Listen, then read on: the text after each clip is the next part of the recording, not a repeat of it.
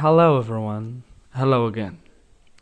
Today I'm going to tell you another interesting story. You will be captivated by it. Just follow and focus with me and you will enjoy.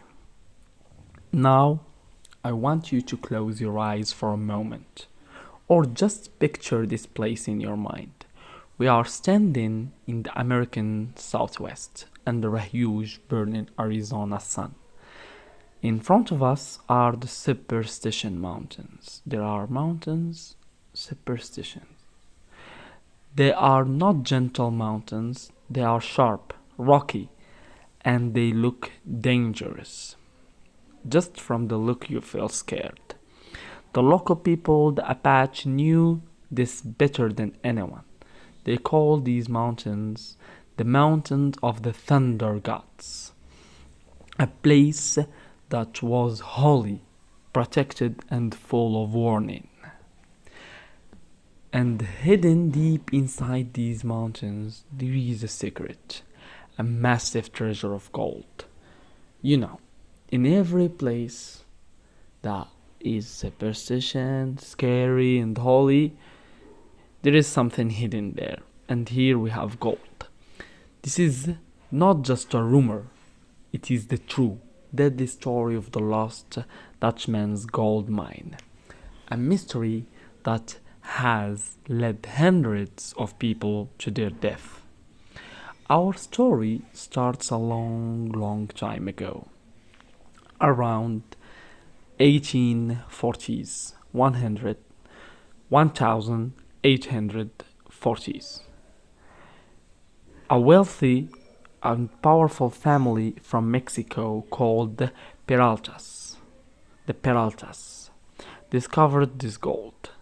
They found a huge amount of it, a thick vein of pure gold running through the rock.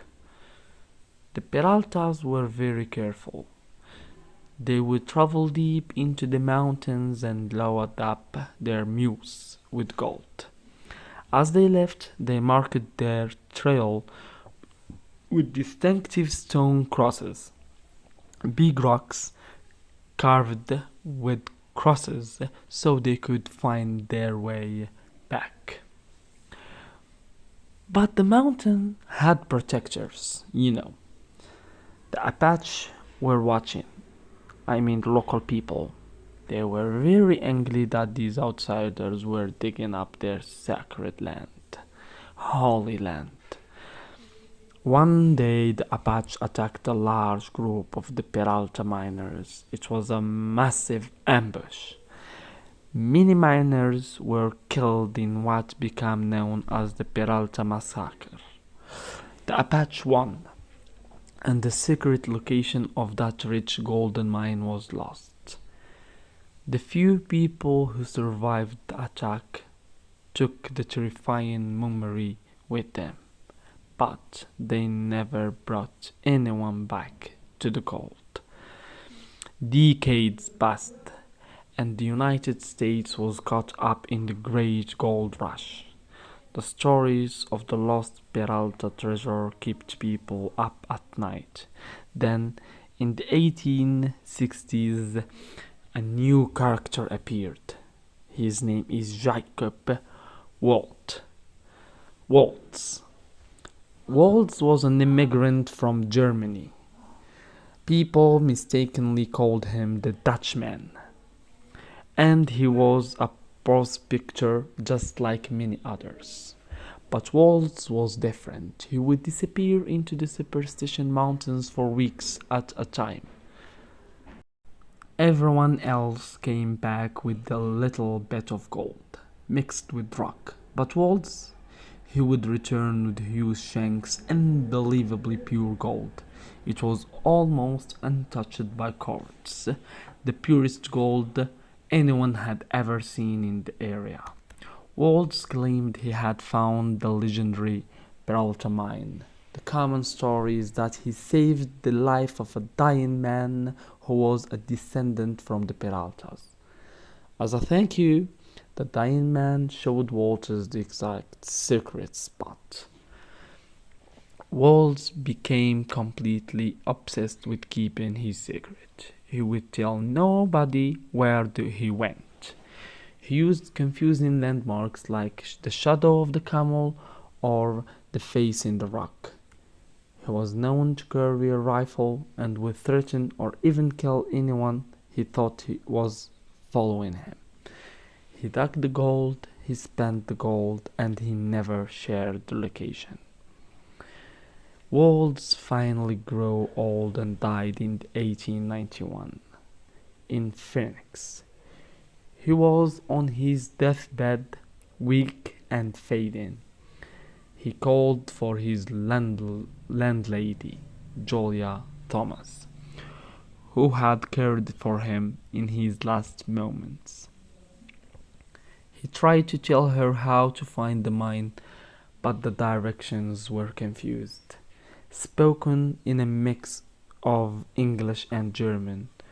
Full of vague descriptions, Waltz passed away, and all he left behind were his confusing clues. Since that day, the Superstition Mountains have become a graveyard for dreamers.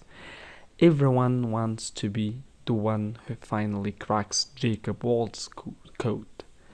But when they go into those mountains, the curse of the Superstition Mountains seems to take hold. The mountains are beautiful, but they're also deadly. People don't just get lost, they disappear in strange, often violent ways.